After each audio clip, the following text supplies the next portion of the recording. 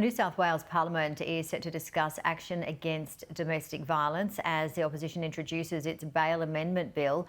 The legislation is expected to strengthen existing bail laws for serious DV charges. It will reportedly include the removal of powers for registrars to determine bail for serious personal violence charges where bail is opposed. Well, joining me live is Bronnie Taylor, Deputy Leader of the New South Wales Nationals in Sydney at Parliament. Bronnie, thank you so much for joining us. You just had an announcement there in Parliament. How did it go and what are you pledging? Yeah, thanks, Janie. Great to be on. Thanks so much for having me. So we just announced today as an opposition that we are putting forward legislation to be supported by the Parliament to increase and strengthen bail laws for people that have committed domestic violence, because we're listening to the community. They're saying that they want stronger bail laws, and this is our effort here to say to the government and to say to the crossbench, we're coming up with these solutions. We think these are good practical solutions. We think that they can help, and we'd like support to do that. We're really open and happy to look at amendments to work with everyone across all political parties just to make sure that we can try and offer up some solutions. So one of those things is to, be using ankle bracelets as well on people who have already committed or are charged with serious domestic violence acts and have actually been seen to be doing that. And then we know then that the evidence clearly demonstrates from the trial in Tasmania, as well as in New South Wales when we looked at that when we were in government, that it can have the potential to reduce reoffending by 30%.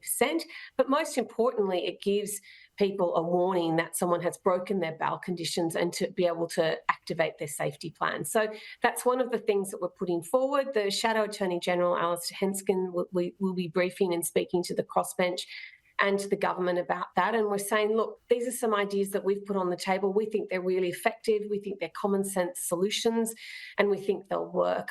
I'm just really concerned that we have to do something now. And it's not about looking back and saying, well, you didn't do this when you were in, or you didn't do that.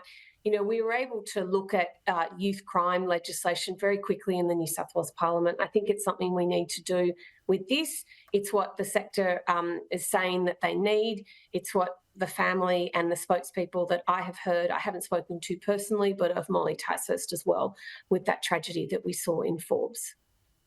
Yes, indeed. And certainly that is the message, isn't it, about, all banding together, and whether you're in politics or not, everybody has to step up, which is that message that we've been hearing. Just looking at what else you have put on offer there, Bronnie, expand the grounds for stopping the release of alleged offenders pending review of the decision to grant the person bail. So that's another one put forward. Look, that is another one put forward.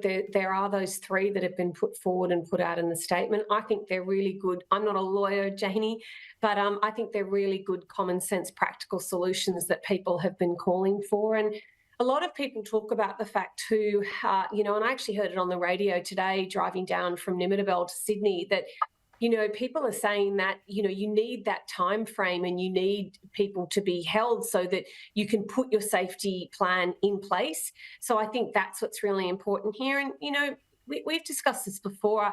There's real concerns for me for the children involved in this as well, and making sure that they feel safe and they're able to know that they're going to be protected and they're safe and they're not witnessing this appalling behaviour that we then know, transcends on. So it's really important that we get lots of these things in, because Janie, I genuinely believe that every member of Parliament, regardless of their political stripes, doesn't want to see what's happening continue to happen. We have seen an increase in New South Wales in domestic violence related incidents this year. None of us want to see that. And blaming each other or saying, oh, they're just playing politics. We're not playing politics. We genuinely want to make something better. We're genuinely coming to the table with some practical solutions. And please, if other parties or if the crossbench have ideas of how they can strengthen what we've put forward, we want to listen and we all want to do this, because we know that where there is will in the Parliament, things can happen quickly. And I think we've had a lot of reviews in New South Wales in the last 12 to 15 months with the new government. And look, when you're in new government, you can come in and do reviews if that's what you want to do. But I think enough of the reviews. Like we need to look at that, and we need to look at all the causations that are doing this, and they are multifactorial. But this is something we can genuinely do now that we know genuinely should make a big difference. People have been calling for this for quite some time. And I know people will say, well, why didn't you do it while you were in government? Well, we're saying, look, we're in opposition. We're putting it forward now. Let's all work together. Let's all remember why we're here, and that's to make people's lives better.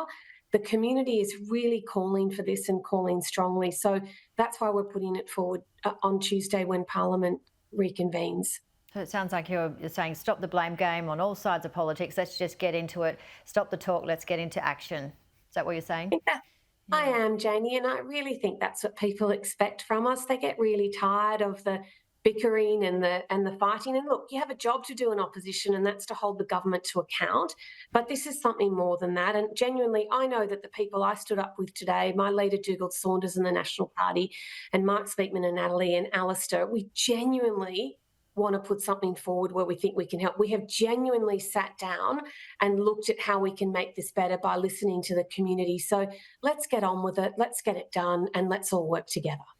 All right. It sounds promising, and let's hope that that delivers. Thank you, Bronnie Taylor. Great to see you.